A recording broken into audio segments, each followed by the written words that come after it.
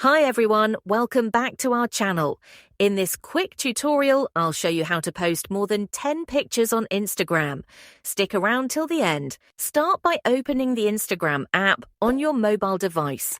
Next, tap the plus icon, select Post. On the next screen, you'll see the option to choose multiple photos or videos. To select more than 10 pictures, first tap on the Multiple Select icon. It looks like a stack of photos. Now you can select up to 20 images or videos from your device's gallery. Once you've chosen all your photos, tap Next in the top right corner. You'll be taken to a new screen where you can edit your photos. Here you can crop images, apply filters, and even add music if you'd like. When you're done editing, tap Next to move forward. Now you'll see a preview of your post. You can add a caption, tag people, or include a location if desired.